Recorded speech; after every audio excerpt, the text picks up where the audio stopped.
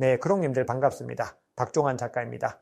일본의 금리 인상 가능성과 중국의 암호화폐, 불법 금융활동 규제 이슈가 겹치며 시장이 다시 한번 충격을 받았습니다. 그런 가운데 이번 주 미국을 중심으로 중요한 거시경제 지표들이 지속적으로 발표됩니다. 시장의 흐름이 전환점을 맞을 수 있을지 함께 차분히 점검해 보겠습니다. 네, 오늘 영상이 도움이 되셨다면 구독, 좋아요, 댓글, 알림 설정 정중히 부탁드리겠습니다.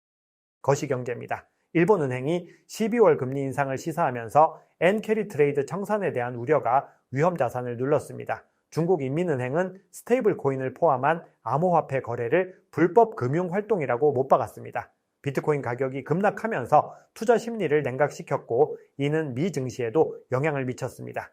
뉴욕 증시의 3대 주가지수는 12월 첫 거래일을 하락으로 마감했습니다. 어제 발표된 제조업 지표는 금리 인해 힘을 실어주는 결과였습니다. S&P 제조업 구매관리자 지수는 다소 모호한 결과가 나왔지만 시장이 더욱 중요하게 보는 ISM 제조업 구매자 지수는 이전치와 예측치를 모두 하회했고 절대 기준인 50도 하회했습니다. 파월 연준 의장의 연설이 오전 10시에 시작됩니다. 발언에 따라서 변동성이 나타날 수 있습니다. CME 패드워치 툴 상으로 12월 금리 인하 가능성은 87.6%로 높은 수준을 유지하고 있습니다. 하지만 조금 더 거시적 관점에서 통화정책 방향성을 해석할 수 있는 10년물 국채금리는 상승하고 있습니다. 금리 인하와 관련해서 부정적인 시그널입니다. 일본 2년물 국채금리가 1%로 상승하며 2008년 이후 최고치를 기록했습니다. 일본은행이 기준금리를 인상할 것이라는 시장의 기대를 반영한 움직임으로 풀이됩니다. 글로벌 디지털 자산 투자 상품이 4주 연속 이어졌던 순유출세를 멈추고 지난주 10.6억 달러 규모의 순유입을 기록했습니다. 비트코인 투자 상품에서 4.6억 달러, 이더리움 투자 상품에는 3억 달러가 순유입되었습니다. 특히 XRP는 2.9억 달러로 주간 기준 최대 순유입을 기록했습니다. 스트래티지가 지난달 17일부터 같은 달 30일까지 130 비트코인을 추가 매수했습니다. 스트래티지는 총 65만 비트코인을 보유하고 있습니다. 스트래티지가 배당금 지급을 위해 14억 4천만 달러 규모의 준비금을 조성했다는 소식이 전해졌습니다. 이더리움을 매집 중인 비트마인이 천문학적인 미실현 손실을 기록하고 있지만 지난주 총 96,798 이더리움을 추가 매수했다고 밝혔습니다. 2.7억 달러 규모입니다. 비트마인은 총 372만 6,499 이더리움을 보유 중이고 이는 이더리움 총 공급량의 3%에 해당합니다. 온체인 분석입니다. 일본은행 금리 인상 가능성이 제기되면서 펀딩 레이트가 급격하게 음전환하는 것이 포착되고 있습니다. 엔캐리 트레이드 청산 위기감에 파생상품 시장의 강제 청산과 더불어 레버리지 축소가 일어난 것입니다. 다만 파생상품 시장은 기본적으로 변동성이 큰 만큼 시장이 안정화되면 다시 반등 환경으로 전환할 가능성이 높다고 생각합니다. 10월과 11월 동안 비트코인이 하방 압력을 받는 동안 오래된 고래들의 매도 움직임이 이어졌습니다. 지난주 잠잠했던 오래된 고래의 움직임이 다시 나타났습니다.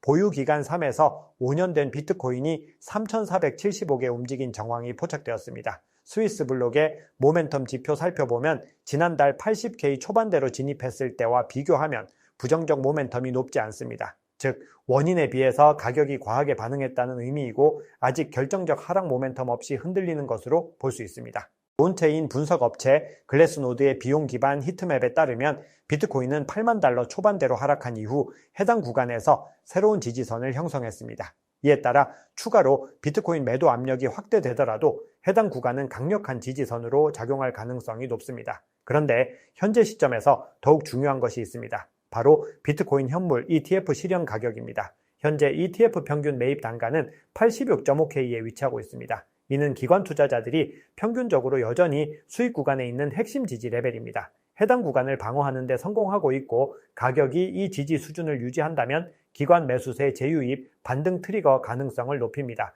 반대로 하방 이탈 시 단기 변동성이 확대될 수 있습니다. 비트코인은 80K 부근에서 지역적 바닥 형성을 시도하고 있습니다. 이 과정에서 대규모 롱 포지션이 강제 청산되었고 2억 5천만 달러 이상의 불균형이 발생한 상태입니다. 반면 숏 포지션 누적은 증가한 상황으로 상승 재개 시 강하게 숏 스퀴즈가 나타날 수 있습니다. 현재 시장을 방어하면은 청산에 따른 100K에서 103K까지 강하게 반등할 가능성도 열려 있습니다. 일론 머스크의 우주기업 스페이스X가 지난주 1163 비트코인을 이동했습니다. 해당 자금은 단 2개의 신규 지갑 주소로 이동했습니다. 이런 대규모 이동이 마지막으로 발생한 시점은 2022년 중반이었습니다. 과거 중요한 국면에 이러한 이동이 포착되었던 만큼 흐름을 지켜볼 필요가 있습니다. 가격 분석입니다. 파이어 차트상으로 가격 하단에 매수벽이 밀집되어 있습니다. 특히 81K는 하얀색으로 표시되면 가장 높은 수준의 매수벽이 형성되어 있습니다. 이 구간 아래로 가격을 내리지 않겠다라는 의지를 보여주는 것입니다. 가장 큰 갈색 고래를 필두로 대규모 주체는 매도세를 보이다가 조금씩 고개를 들고 있습니다. 전체 주문량은 매도세의 압도적인 우위에서 다시 소폭 매수세 우위로 전환하고 있습니다. 코인베이스 프리미엄 지표는 90K에서 80K 중반대로 조정받는 동안 음수 영역으로 재진입했다가 다시 급등하는 움직임을 보이고 있습니다. 현재 다시 양수 영역으로 진입했습니다. 지속성을 중요하게 보아야 합니다. 비트코인 차트입니다. 비트코인 가격은 90K를 하회했고 현재 86K대에 머물고 있습니다. 주봉 마감 이후 단시간에 급격한 하락세를 보였습니다. 가격은 22평선에서 다시 멀어졌고 52평선이 365이평선에 이어서 402평선을 하회하기 직전입니다. 데드크로스가 또 포착되는 것입니다. RSI는 이평선 테스트를 하고 있고 하방 이탈 시 과매도 영역에 더 가까워집니다. MACD 역시 강세 국면이 약화되고 있습니다. 추세 약화를 막기 위해서는 1차적으로 22평선을 회복해야 하고 근본적으로는 365이평선과 402평선의 회복이 중요합니다. 추세 전환이 일어나기 전까지는 계속해서 가격이 큰 변동성을 가질 수 있습니다. 오늘의 총평입니다. 일본 중앙은행 금리 인상 기조와 글로벌 유동성 경색 우려로 시장은 방어적 태세를 강화하고 있습니다. 단기적으로는 추가 변동성 확대가 이어질 가능성이 있습니다. 이번 주는 미국 주요 거시경제 지표가 연속적으로 발표되는 만큼 발표 결과에 따라 급격한 방향 전환이 잦을 수 있는 구간에 있습니다. 현 시점에서 경계해야 할 것은 예측 기반 베팅입니다. 불확실성이 높은 구간에서 큰 규모로 진입하는 것은 과도한 리스크로 돌아올 수 있습니다.